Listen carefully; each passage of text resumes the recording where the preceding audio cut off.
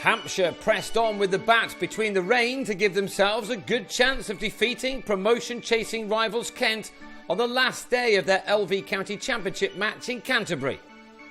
Jimmy Adams had rejected the opportunity to enforce the follow-on on the previous day, instead batting a second time to knock Kent completely out of this match, and that he and Michael Carberry were able to do after they resumed their partnership on the third morning, with a total on 57 without loss and the lead already standing at 246.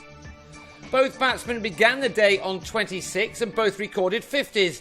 Adams their first off 133 balls with this couple off Callum Haggett. Even though they had a big lead when starting their second innings, neither opener had gone hell for leather, preferring instead to wear the Kent attack down, something these two were doing. Carberry was at his half-century off the same amount of deliveries, reaching it with a pulled six off Adam Riley, which added to the 13 fours that he and his partner had found in their partnership, which was now well into three figures. Indeed, the lead was now into the 300s.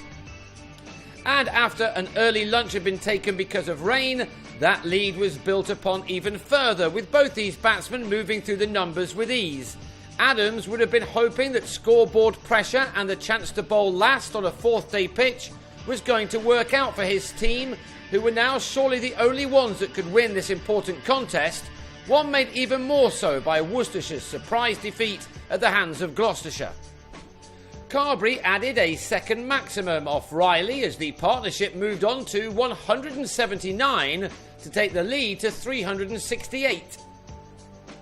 He then tried to go big again off Riley, this time over long off, but found Ben Harmison in the deep as the batsman departed for 81, Kent finally having something to celebrate after going more than 3.5 hours without a wicket.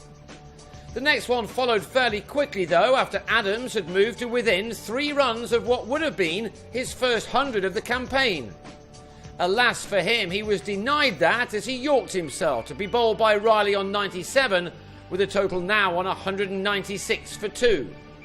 The lead was soon above 400, but Adams showed no signs of calling the innings off, instead allowing both Will Smith and James Vince to play some shots, although their progress was halted by another rain shower, which meant an early tea.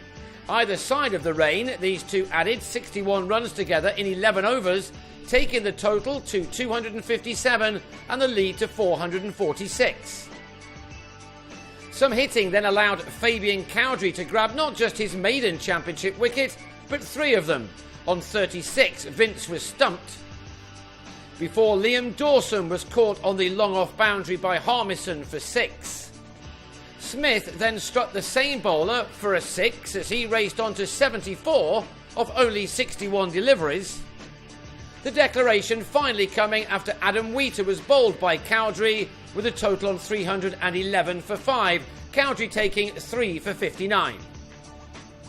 That left Kent a target of 501 runs to win for the 4th time in succession, and they had a minimum of 129 overs in which to get them. In the 8th, they lost their captain Rob Key, who was LBW to his former teammate Matt Coles, on 5. That was not the start the home side were looking for, but they would have been happy with the progress they made through much of the remainder of the day. The pitch still looked to be a good one to bat on, a much better one than Kent's first innings of 191 suggested. Harmison and Daniel Bell-Drummond had to forget about the enormous task ahead, instead concentrating on each delivery.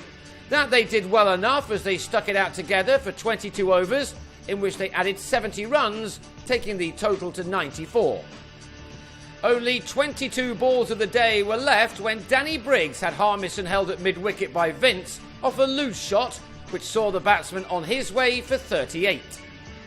And the day ended in controversy, with Coles and those behind the stumps convinced that night watchman Riley had tickled this ball to Wheater. The umpire thought otherwise. And that meant that Kent will go into the final day on 95 for 2, with Bell-Drummond still there on 43 after 2 hours of batting.